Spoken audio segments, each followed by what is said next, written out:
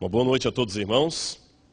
Nós vamos hoje continuar a nossa preleção. Eu gostaria de, mais uma vez, agradecer a todos aqueles que estão adquirindo o livro Arqueologia e Jesus e fazer um esclarecimento. Eu não sou um vendedor de livros. O objetivo que a gente apresenta esse material, ele é duplo. O primeiro deles é o seguinte: todo lugar que, geralmente a gente fala de arqueologia, da Bíblia, alguma coisa assim, o pessoal, você não tem isso por escrito, a gente queria isso anotado, não tem um website. Geralmente, professor universitário não tem tempo de ter website. Então, com o tempo, a gente vai preparando o material e colocando em língua portuguesa. Então, esse é o principal objetivo, que o pessoal possa ter material adicional, além daquilo que a gente fala aqui, com notas de rodapé, em forma de livros, etc. E segundo, que tudo que é arrecadado com isso é usado em pesquisa arqueológica. O meu salário não vem disso. Então, disto posto, para não gerar nenhum tipo de mal-entendido, nós agradecemos àqueles. Por isso que todas as noites os livros estão sendo colocados e muitos estão adquirindo. E em nome do Museu Paulo Borck de Arqueologia Bíblica, eu agradeço vocês e em nome da pesquisa arqueológica.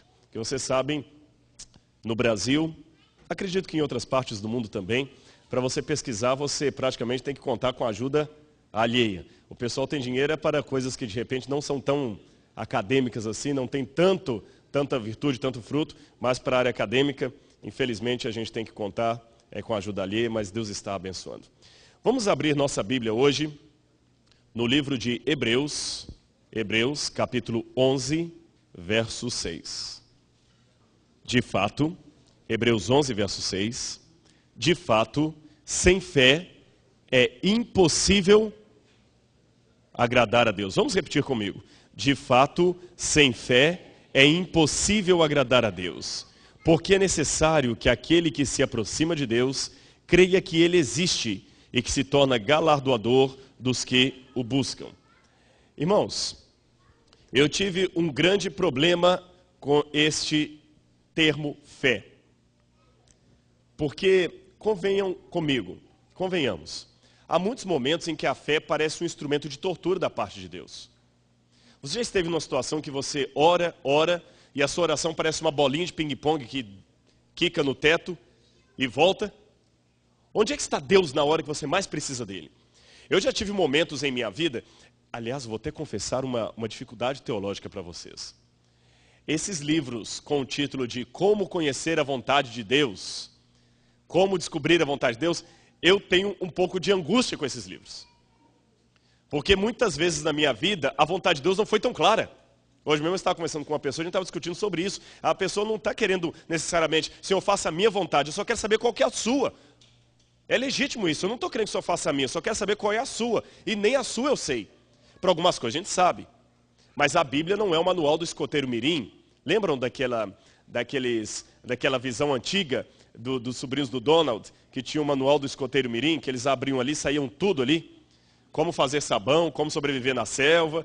Tem gente que acha que a Bíblia é o manual do escoteiro mirim. Eu devo me casar com a Joana ou com a Joaquina? Eu vou abrir a Bíblia e vai me mostrar. Tem coisas que não são assim. Tem coisas que não são tão óbvias. E nos momentos de provação em que Deus não atende a nossa oração, ou que simplesmente Ele parece mudo. Você já notou que tem dias que parece que tudo dá errado? Tem dias que tudo está errado. Parece que você tem 2 pés esquerdos e acordou com os 2 da cama. Tudo dá errado, tudo dá errado. Você passa a manteiga no pão e o pão cai com a manteiga para baixo. Só falta as nuvens se chocarem e uma voz falar lá de cima assim: eu não vou com a sua cara. E o que é pior, nesses dias que você mais precisa, às vezes você ora e não tem resposta nenhuma. Eu estou falando de algo que você não simplesmente leu em livros, mas já aconteceu na sua vida. E o que é pior, às vezes você vai conversar com alguém pedindo um conselho, uma orientação, a pessoa ora mais. Eu me lembro de uma ocasião, deixa eu explicar para os visitantes um trabalho que nós temos de estudantes no Brasil, aqui também na América, um pouco extinto hoje, mas ainda existe, é o trabalho da colportagem. Nós vendemos literatura de cunho religioso, de cunho medicinal de saúde, para pagar os estudos. Os estudantes fazem isso. Então, por exemplo, a revista Vida e Saúde, que é uma revista de saúde, revista Nosso Amiguinho, livros sobre alimentação. Nós batimos de porta em porta e há experiências fantásticas nisso. A gente dava oferta para a pessoa comprava o livro e nos ajudava a pagar o estudo no colégio, a me formar. Eu, graças a Deus, me formei graças a muitas pessoas que compravam livros na minha mão. Tive experiências de toda a natureza. Eu tive pessoas que chegavam para mim, olha que fantástico, e falavam assim, vem cá, você deve estar com fome, vem almoçar na minha casa. Tinha uma mulher que todos os dias falava assim, vai passar aqui em casa, vou fazer um pão para você levar para tomar o café da manhã. Tinha gente que cuidava da gente. Teve uma vez que eu bati na porta da casa de uma mulher, e ela estava com as duas crianças brincando na sala, eu comecei a conversar com ela, e as crianças brincando comigo, ela pediu licença, foi lá dentro, quando ela voltou, eu estava brincando com os meninos, e ela viu que eu estava com um carinho tão grande com as crianças dela, que ela virou para mim e falou o seguinte, o que você está vendendo? Eu falei, são livros, eu vou mostrar, não precisa não, eu quero. E ela falou, eu quero, e quanto é? Eu falei, não, mas eu tenho que explicar, não, quanto é? Só pelo jeito que você está tratando meus filhos, eu quero. Isso aconteceu em Belo Horizonte. Ela pegou um cheque e começou a preencher quando eu falei o valor. Eu falei, não, mas eu vou trazer para a senhora no dia tal, eu não tenho a pronta entrega. Ela falou, não tem problema, leva o cheque, depois você traz. Então houve episódios bonitos como esse. Mas houve episódios também que eu fui humilhado. Houve uma vez que uma mulher jogou uma coisa d'água em mim. Houve outras vezes que eu estava todo empolgado com um amigo meu, umas casinhas assim com um muro baixo, e meu amigo estava dando oferta numa casa, e eu estava dando oferta na outra. E quando meu amigo passou por mim, ele viu que eu estou conversando com o senhor assim, todo empolgado, e dando aquela oferta do livro, ele explicando o livro de maneira toda empolgada, e o homem está parado assim, não falava nada, olhando. Daqui a pouquinho a vizinha que tinha atendido meu amigo gritou lá do fundo assim, ele é surdinho de tudo, ele não está ouvindo nada que você está falando. Houve episódios assim. E houve um especial em que eu pensei, onde é que está Deus nesse momento? Eu lembro que nós estávamos trabalhando com uma coleção chamada As Belas Histórias da Bíblia, vulgo BHB. E nós fomos oferecer esta coleção numa igreja batista. E nós tínhamos o costume de conversar com o pastor primeiro, ele dava autorização, e enquanto ele dava o culto, ele apresentava, olha, há alguns alunos aqui e tal, nós íamos à frente, mostrávamos o livro, mais ou menos, mas não falávamos preço nem nada, pegávamos o endereço das pessoas, distribuímos na igreja os papeizinhos para o pessoal dar o endereço, a gente visitava em casa dava oferta do livro. Só que era uma igreja que a gente estava feliz, a gente tinha acabado de chegar de Salvador, na Bahia, do IAN, era um Passat de um amigo meu, 4 teologandos. O carro ainda estava cheio de coisa, nós trocamos de roupa, eu lembro nós paramos, trocamos de roupa num banheiro de um posto de gasolina. Botamos a gravata, todo feliz. Já havíamos conversado com o pastor da igreja por telefone antes, já estava tudo certo. E a igreja era uma igreja que tinha pessoas com poder aquisitivo muito alto. Puxa vida, o pessoal que vai ajudar, vai comprar na mão da gente. A igreja tinha quase uns 1000 membros em Belo Horizonte. Então, nesse momento, essa igreja tinha uns 8 pastores. O pastor que nos atendeu estava na plataforma. E nós sentados lá atrás, esperando a hora que ele ia dar os anúncios. Nesse momento, eles avisam, então nós temos aqui de volta o pastor fulano, que depois de uma longa estada fora do Brasil, retornou hoje, e ele está aqui, e ele que vai dar os anúncios. Aí esse pastor chegou e falou assim, irmãos, antes dos anúncios, eu quero avisar para vocês uma coisa. Esse pastor odiava os adventistas do 7º dia. E ele começou a falar lá na frente assim, existe uma coisa que Deus colocou no meu coração para falar para vocês. Eu falei, puxa, ele vai falar da gente. E era mesmo. Existem alguns aqui que são sabatistas, legalistas, estão aqui para vender livros falsos. Eu, como pastor dessa igreja, proíbo todos que recebam esse pessoal em casa. Eles não devem ser atendidos por vocês. Essa gente não presta. O pastor fulano aqui é inexperiente, deixou que eles entrassem em nossos... Nós fomos diminuindo na cadeira assim lá no fundo. E na hora, pessoal, o que me deu angústia, porque eu não era um ladrão. Eu não era um sujeito à toa. Eu estava me preparando para ser um ministro do evangelho. E com muita dificuldade. E eu lembrei do posto de gasolina, colocar, sabe, o paletó estava dentro da mala, assim, com aquela marca do dobrado aqui. Aquela agonia, o dia inteiro sem comer. E a gente, naquela ansiedade, eu fiz uma oração com muita fé. Fé. Eu falei, Senhor, eu fechei o meu olho. Falei, vamos orar. Repreenda esse homem, Pai. Ele está falando mal da tua mensagem. O Senhor sabe com que fé eu pedi. Repreenda esse homem, Senhor. Mostra agora que o Senhor tem poder. Do Senhor não se pode escarnecer. Ele está sendo preconceituoso, está com preconceito religioso. Ele está nos acusando de algo que não tem sentido. O Senhor vai repreendê-lo. E mal eu abri os olhos, alguém chegou com um bilhete para ele, ele ficou assustado, é verdade? Oh, irmãos, desculpem, ele interrompeu. Quando ele falou interrompeu, eu falei, tá lá, tá vendo? Deus já deu a resposta. Mas ele interrompeu e falou o seguinte, amigos, eu gostaria de dizer que um Passat com placa da Bahia acabou de ser assaltado aí na porta da igreja, quebraram o vidro. O dono, por favor, vai lá. Era o nosso carro. Alguém havia quebrado lembram da ventoinha que chama aquela? Havia quebrado aquilo ali, e espalharam roupa para todo lado, porque alguém roubou, só viu livro e Bíblia. Nós temos catando Bíblia e livro quase com uns três quarteirões depois disso, lição de escola sabatina. A minha lição sumiu naquele dia, eu não consegui achar. E onde é que estava Deus? Hoje também eu posso rir desse episódio com vocês, mas na hora foi difícil. Onde é que estava Deus? Naquele momento, nós saímos frustrados. Onde é que estava Deus? Eu podia passar aqui contando vários episódios para vocês que nos fazem questionar onde é que estava Deus quando eu mais precisei dele. Onde é que estava Deus em tal momento? Por que ter fé? E mais, se você ler Hebreus capítulo 11, verso 1, a coisa piora. Fé é a certeza das coisas que se esperam, a convicção de fatos que não se veem. Gente, a minha angústia durante muitas vezes na minha vida foi que a fé parecia um instrumento de tortura da parte de Deus. Deixe-me perguntar uma coisinha para você ao pé da letra. Você também às vezes sente assim, não sente?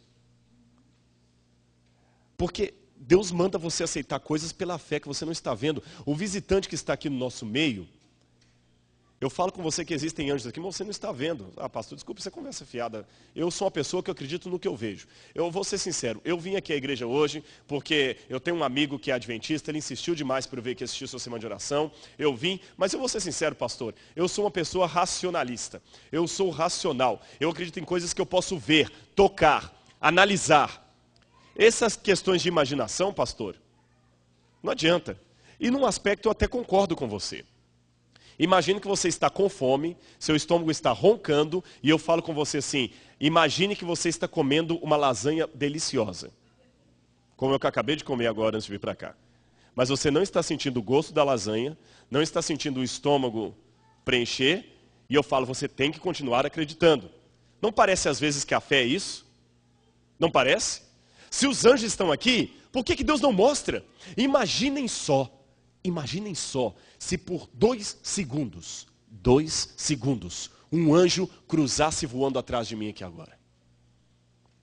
Eu acho que qualquer visita que está em nosso meio não ia duvidar mais.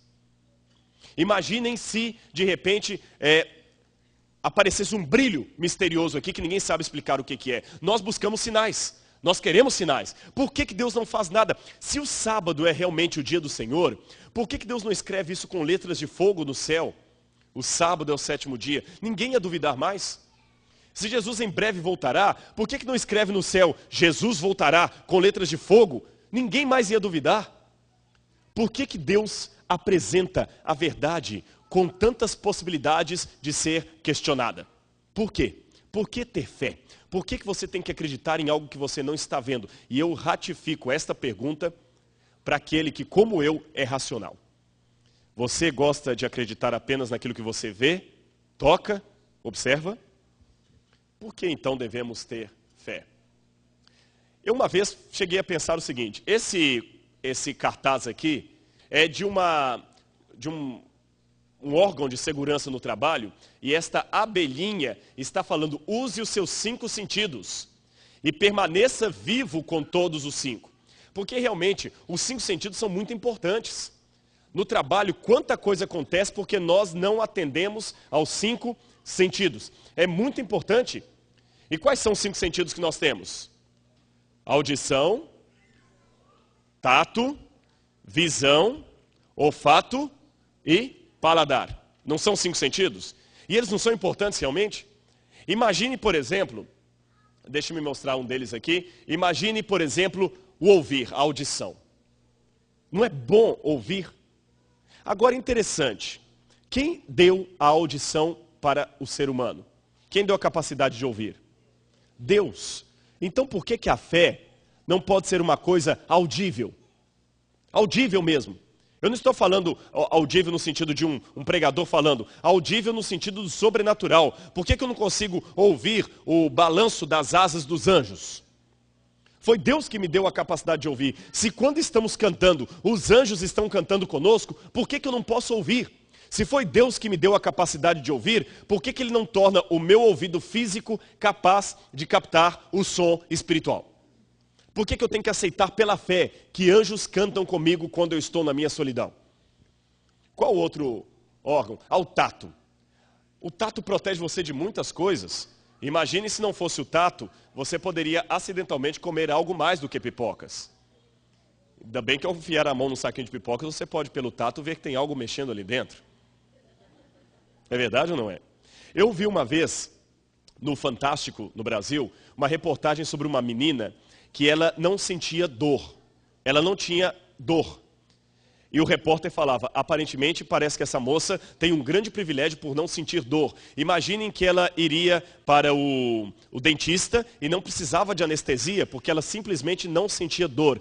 Ela tinha uma anomalia cerebral que não reconhecia o fenômeno da dor. Mas, disse o jornalista, isto não é uma vantagem, é uma desvantagem. Por que uma desvantagem? Ela várias vezes quebrou partes do corpo e simplesmente por não sentir dor, o osso foi se calcificando de maneira irregular e depois tinha que quebrar de novo. Alguns já estavam com uma fratura gravíssima, porque ela quebrava e não sentia dor. A dor, disse o jornalista, é uma proteção. Houve uma vez que ela teve uma queimadura, não sei de que grau, terrível, porque simplesmente ela encostou numa chapa, o braço assim no fogão, numa chapa que estava quente, e foi queimando, e ela não sentiu a dor. Sentia que estava encostando ali, como se você estivesse encostando no móvel. E aquele cheiro de queimado, quando veio o braço dela, já estava em carne viva. Ou seja, sentir dor é uma proteção. Então, se o tato é algo que Deus me deu, por que eu tenho que aceitar pela fé? Seria tão bom poder tocar em Jesus? Não seria? Eu sei que é uma música que diz, segura na mão de Deus e vai. Mas é tão ruim ficar imaginando isso, porque você aperta o ar e não tem mão nenhuma aqui que você consiga sentir o tato dela. Por que eu não posso tocar em Jesus? Outra, cheirar. Puxa, cheirar é tão bom, por que eu não posso então sentir o cheiro do céu? Tinha uma senhora, mas ela não tinha ela tinha certos problemas de cabeça. Eu a conheci. Ela dizia que sentia o cheiro da Terra Santa. Mas todos sabiam que ela não era muito certa da cabeça. Ela não tinha muito bem o seu juízo. Ela tratava-se com psiquiatras e por isso ela tinha esses vislumbres de sentir o cheiro da Terra Santa. Mas por que Deus não deixa eu sentir? Ou mais, a visão, ver é tão bom, enxergar é tão bom. Por que Deus não deixa que eu enxergue o céu?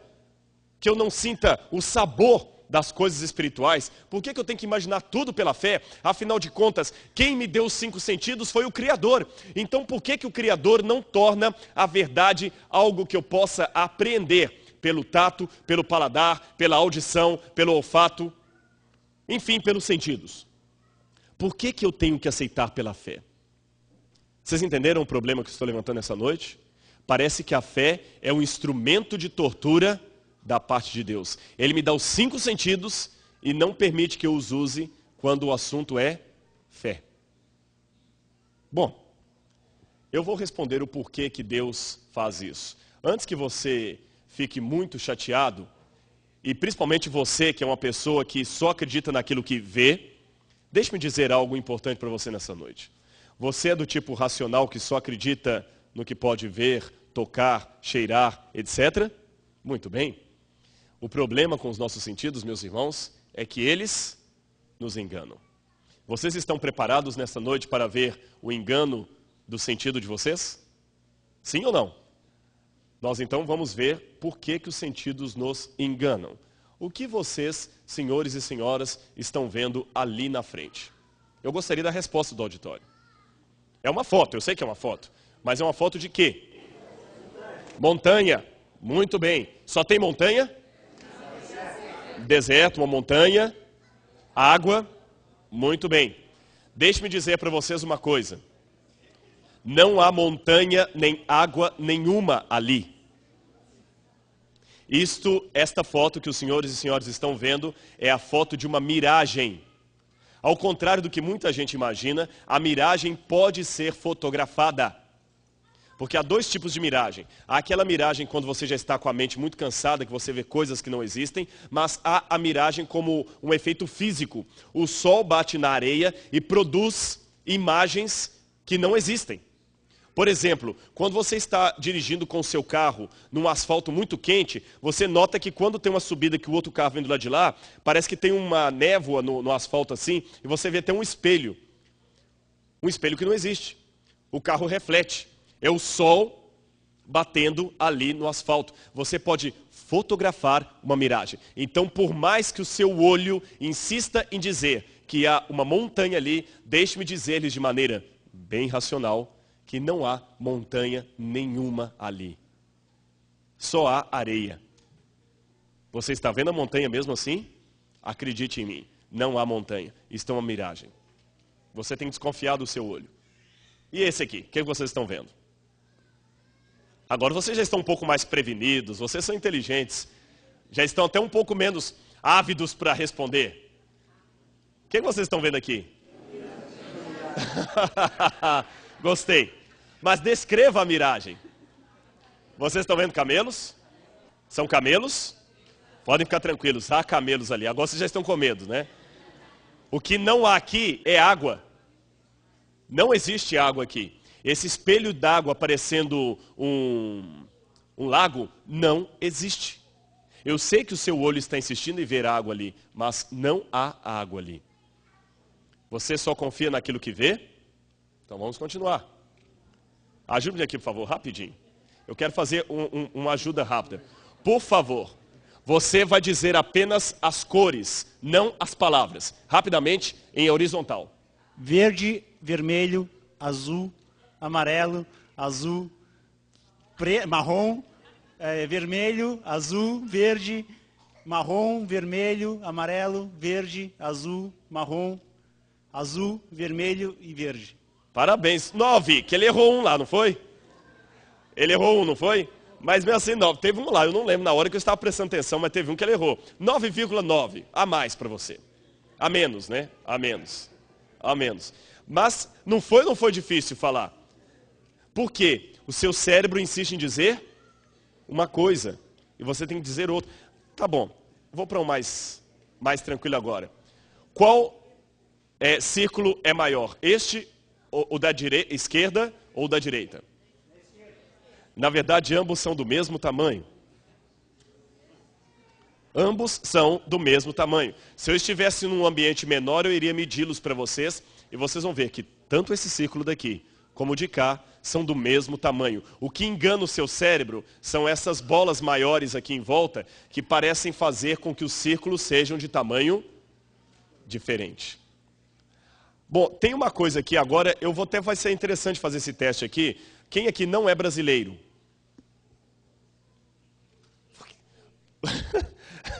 Os argentinos não são brasileiros? Tem que entender a mano? Quantos não são brasileiros? Ok, vou fazer um teste daqui a pouquinho que vai incluir vocês também. Daqui a pouquinho, tá? Estas linhas estão horizontais ou inclinadas? Você sabe, mas insistentemente o seu olho parece mostrar que elas estão inclinadas. Quantas bolinhas pretas há ali? Não há nenhuma bola preta ali. Quantos estão vendo bolinhas pretas ali? Estão todos enganados. Não há bolinhas pretas ali. Nenhuma. Antes de eu continuar, daqui a pouquinho eu vou explicar por que eu perguntei aos estrangeiros. Tá certo? Daqui a pouco eu vou explicar por que eu perguntei quem são os estrangeiros aqui. Mas um parênteses antes de prosseguir. O seu olho insiste em ver bolinhas pretas onde não há?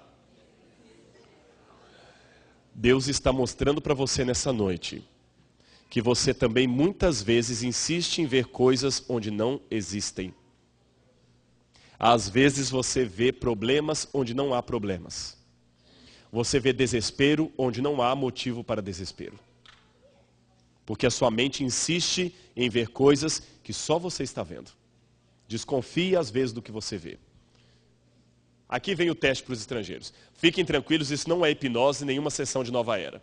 Mas eu peço a gentileza de todos, inclusive dos estrangeiros que estão em nosso meio, para olharem por 30 segundos para esse pontinho preto aqui.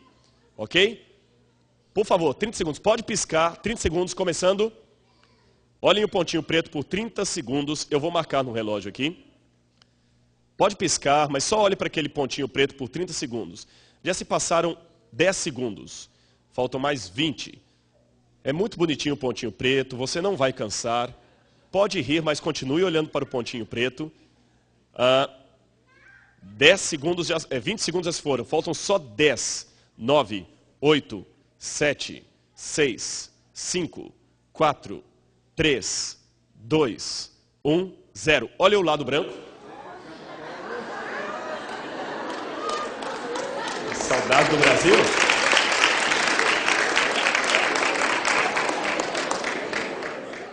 I would like to ask the people that are not from Brazil, what kind of colors did you see in another side? Veja, vocês são suspeitos, viveram no Brasil.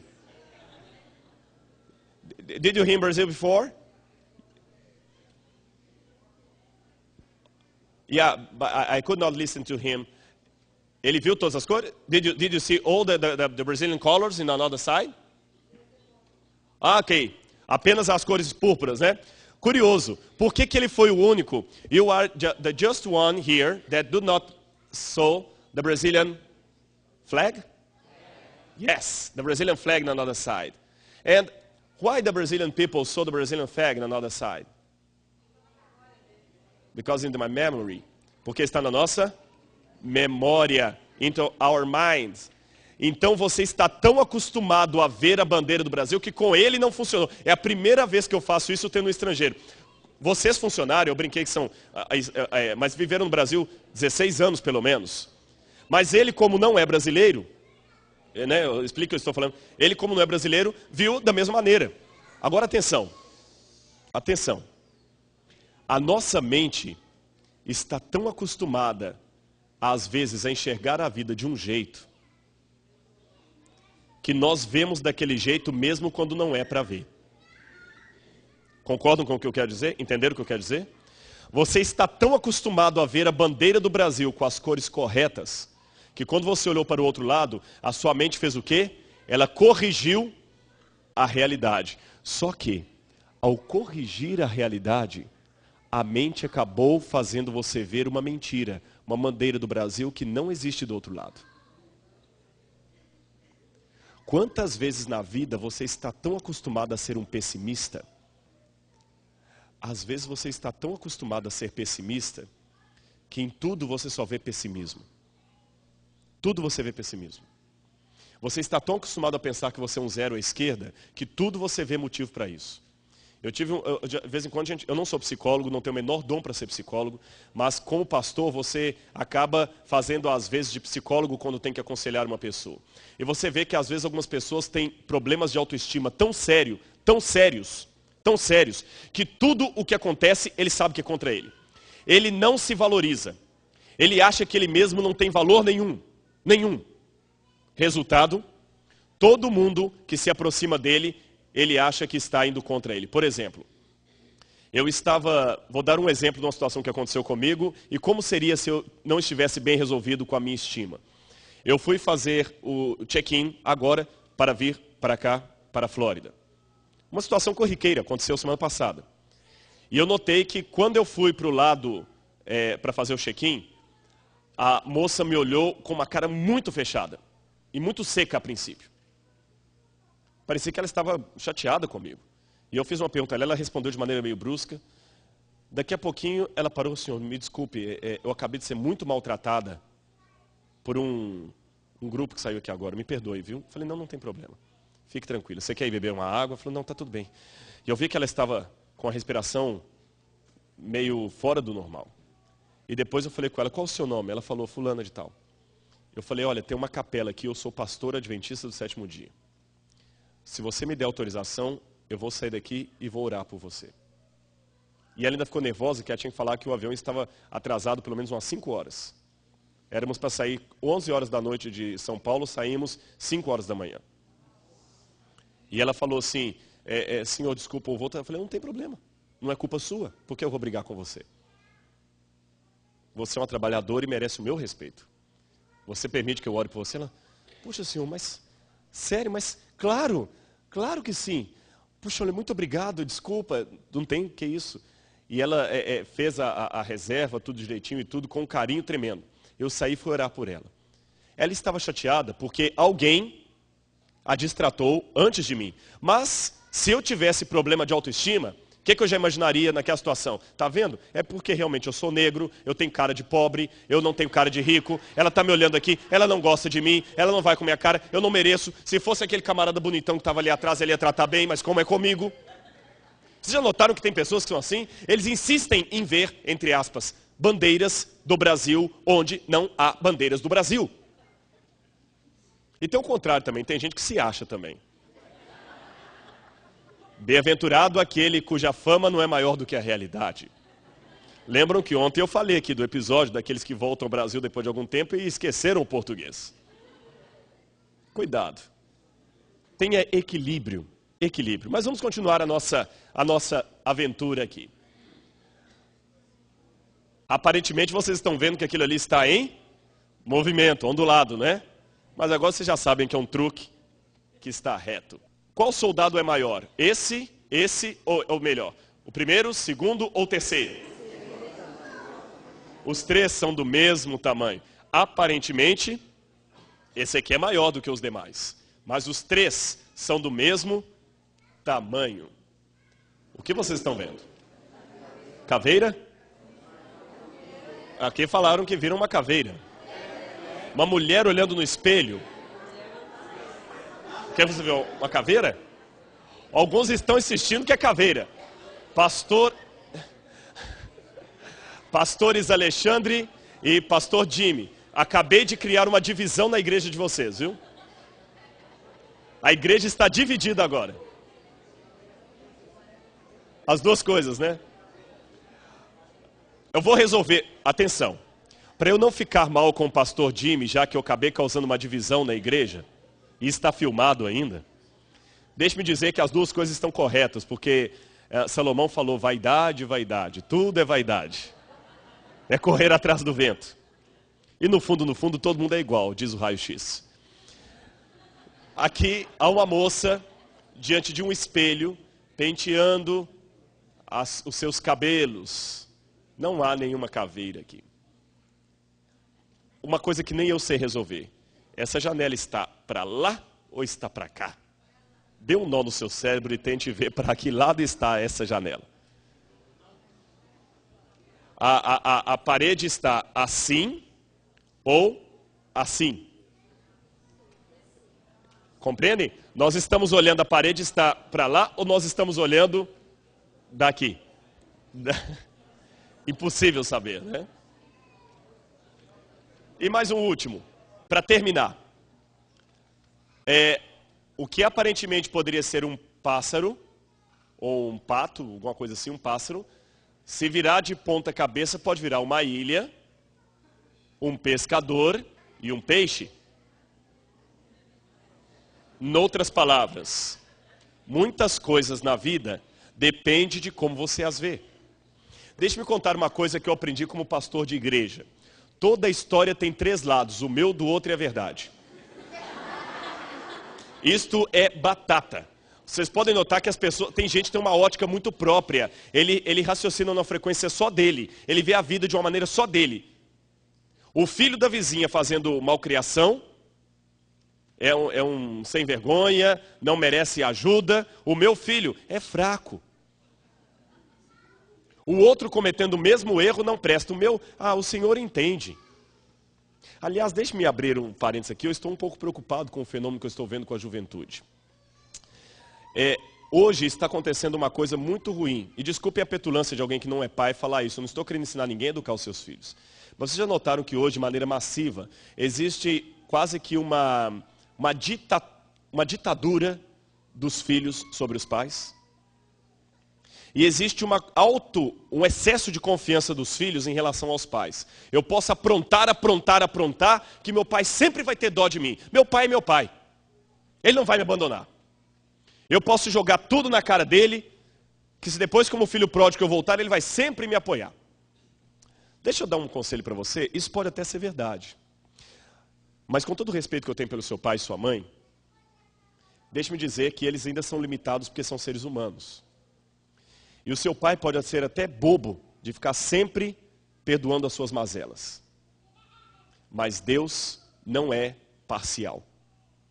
Deus é justo, Deus é juiz. Como eu disse numa vez anterior, Deus está mais interessado em salvar você do que uma mãe de tirar um filho de uma casa pegando fogo. Deus te ama muito mais do que o seu pai e sua mãe. Mas se no dia do juízo você não estiver pronto, Deus vai te queimar no lago de fogo e enxofre. Inconscientemente, você pensa que Deus vai fazer como seu pai. Você pensa que Deus vai fazer assim, o lago de fogo e enxofre está caindo. E você, Senhor, Senhor, eu sei que eu pequei, eu sei que eu fiquei brincando com a minha salvação o tempo todo, mas Senhor, quebra meu galho, tenha paciência, Senhor, eu sou teu filho. O Senhor não vai fazer isso comigo, os anjos estão olhando.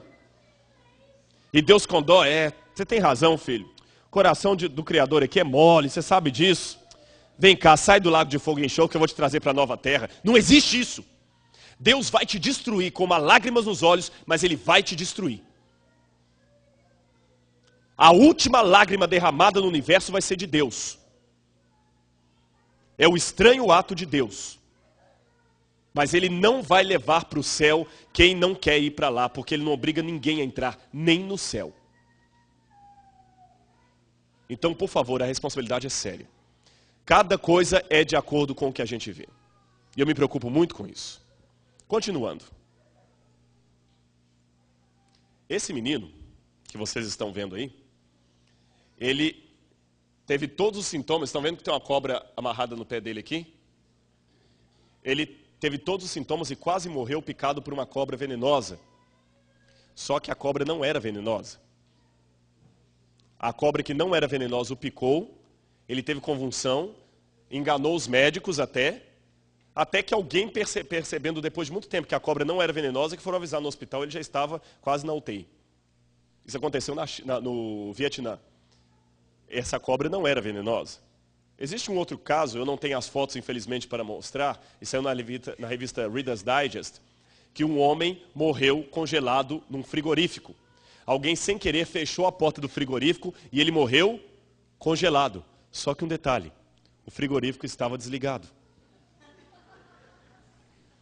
Uma outra mulher chegou na casa da sua amiga e depois de algum tempo conversando, ela começou a espirrar e o nariz a soltar coriza e tossia, espirrava e passava mal, esfregava o nariz.